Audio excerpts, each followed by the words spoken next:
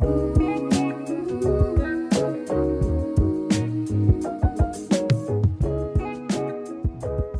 again, everybody. Ben Jarofsky here.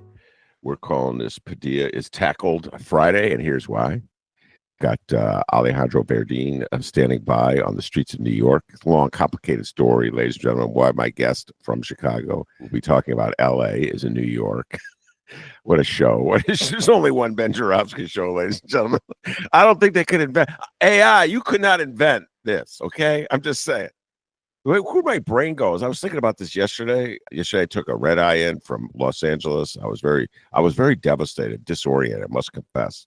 Alejandro, I'm going to use you as my therapist for this. I was very disoriented and distressed by what I saw over the weekend in Los Angeles. I was trying to get it all out. It was just like stream of consciousness. I couldn't even. Sometimes it's just hard. And Chris was saying before the show that maybe we're all somewhere or another on the spectrum. Sometimes I feel that way. He says my mind is just going in so many different ways, and this one is a real frequent one. Alejandro Verdin, guest on the show, political strategist, young guy. I don't even think he's 30 yet. Very successful. His specialty is Supreme Court justice races. He's been very successful on that front on at least 2 states. So when I think of Alejandro, I think of Los Angeles because it's his hometown. That's where he grew up. Right now, as we speak, he's wearing a Dodgers hat. All right. He loves his freaking, he's got his shades on. I got to take a picture. Hold on, man. I'm going to take a picture of this Alejandro. Okay. So there we go. Wait, get those fingers up there. Yeah, there we go. Okay. But he's in New York. So we got the Dodgers fan in New York City. I'm back in Chicago. And this is my rambling way of saying it's a very disorienting time. I can barely keep up. I was all set to talk about the anguish I felt, the distress I felt about what Trump is doing to Alejandro's hometown of Los Angeles, what he's doing to that beautiful city, and what he's doing to perfectly innocent people who've done nothing wrong except try to pursue the American dream, and turning them into villains, and threatening to arrest the governor, Gavin Newsom. And then yesterday, what do I watch? I watched the takedown of a U.S. senator and Alex Padilla, whose career I follow from afar. I follow California politics. It's an obsession of mine. So I've watched this guy rise through the rank, who was Secretary of State for a while. And I'm like, oh, my God, they can't do that. I'm here, even here in Chicago, where we've had some of the most legendary political bosses that you can imagine. Daley, Big Daddy Daley. He would turn your mic off. All right. If an alderman were going on too long and saying things that were irritating Daddy Daley, the boss. Okay, he was called boss. He was like the first boss. In some ways, Donald Trump is emulating him. They would turn his mic off. One point I remember there's a famous picture of Dick Simpson, who is a former independent alderman from the north side of Chicago, and the sergeant of arms or somebody was trying to get him to sit down. But this was a full takedown. I mean, I don't know, Alejandro, you help me on this with your memory. I think it was 3 different security guards took him down. I mean, they brought him down to the ground. They did to him what the Knicks management did to Charles Oakley, which I still haven't gotten over. Madison Square Garden. Let's talk about it. It took three police officers to take down one strong Mexican. That's what it was. You can tell where Alejandro's coming from. It took 3. I'm feeling hot. And I think other people are too. I am feeling hot. And I as we do this recording, we're one day in front of before Saturday for the weekend, obviously, and Trump's going to have that huge military parade, and there's going to be protests throughout the city. So I wanted to talk to Alejandro about the strategy that he thinks them should follow. I want to talk to him about how far Trump's going to take this, and I want to talk to him, get a sense for you listeners what California politics is like. I'd love to accomplish all those things, and it sort of just all comes together with that takedown yesterday. But I'm like, God damn, this is a brutal time in this country. So first of all, welcome back, Alejandro, and glad to see you representing your Dodgers, even in New York City where you're at right now. Absolutely. I'm glad to be here, Ben. Thanks for having me again. And I'm ready to rock and roll. All right, let's rock and roll. First of all, I guess once we begin with the senator. Why don't we just start with that? That's on my mind right now. And you said it took three security guards to get one strong Mexican American down to the ground. Talk a little bit about Padilla, and where he comes from in California politics. Go ahead. It was Alex Padilla is just one of the impressive political figures to come out of California, come out of Los Angeles, right? This is a man that was highly educated, very smart, went to MIT, father to son of immigrants, and he's the son of Pacoima. If you're not familiar with Los Angeles, Pacoima's in the valley, but Pacoima is the area, one of the areas in Los Angeles that a lot of the Mexican Americans that lived in Chavez Ravine, where the Dodgers play, Mm. were displaced to, right? They moved to Pacoima into the valley. They moved to the San Gabriel Valley, and they even moved out to San Bernardino. And so this is a man that grew up in an area that Pacoima's very similar to East LA, and the politics, the LA politics, sort of reflect that. Um, but very impressive figure. Rose the ranks in the city council in Los Angeles. Was the council member for the 7th district. Became president of the powerful president of the LA City Council in the early 2000s, and then made his way to the state senate, and then became Secretary of State, and then was appointed to the U.S. Senate by Gavin Newsom. Um, and is the first, I believe the first. I think there might be some technical some technical way to put it, but first Mexican American senator from the state of California.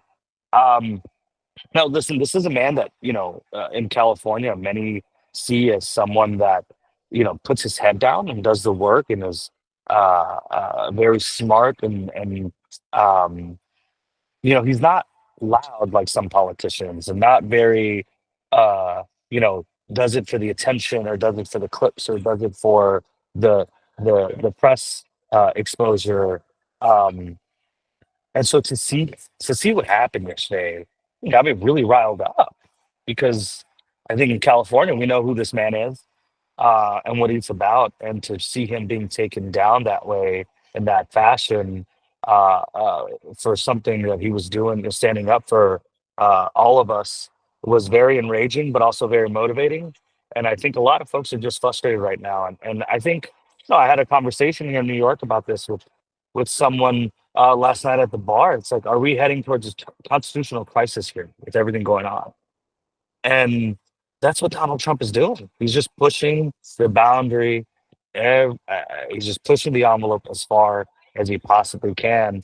And, I'm a little worried. And I think we're going to get into that a little bit more. But it's what he can get away with is just astonishing. And his party just sitting by and not saying much, but doubling down on it. We really, I feel like we're losing our way as Americans in this time. And it's pretty scary. Hey, so do you see any merit whatsoever to the counterpunch of MAGA that Padilla was somehow or other at fault for what went down yesterday, because it was the politics of theater, theatrical politics, however they put it, and that he should never have showed up for a press conference that he wasn't invited to. And I guess that's the essence of their counter argument. Listen, I think their counter argument's just bullshit. It's not. He's a sitting U.S. senator, who represents the 5th largest economy in the country. Sorry, in the world. Let's correct that. In the world, he has a constituency that he represents, and with everything going on, he had every right to be there to ask those questions, and to hold, Kristi Noem accountable. And so, no, like, listen, this is just all spin. This is just all, pushback. but the bullshit that they're pushing right now, you know, where was that narrative during uh Biden's administration or Obama's administration? You know, they want to call they want to talk about decorum. They want to talk about what's right and what's wrong. It's all politics, and we know that. And that people are frustrated by that kind of BS, and no one's buying that. And so I think if anything, I obviously wish that didn't happen yesterday, and it's kind of hard to see, but it is also very motivating to see that we have people that are standing up for us and doing what's right and holding people accountable, um especially in a time where like we're seeing a wave of like primary campaigns being mounted across the country because I think Democrats are really frustrated with stagnant Democrats and people just not doing anything. And so to see Padilla do what he did and stand up was very nice to see. And yeah. Well, it's interesting you say that, Alejandro, because in many instances, when there's a strong pushback from someone on the left to whatever Trump is doing, there's moderate voices in the Democratic Party that caution uh, against the Listen, pushback. yeah, And listen, I I don't mean, see that right now. Go ahead. I don't see that right now either. And I don't think it's a time for that right now. And listen, I'm a political operative, right? So in my hats, we have to weigh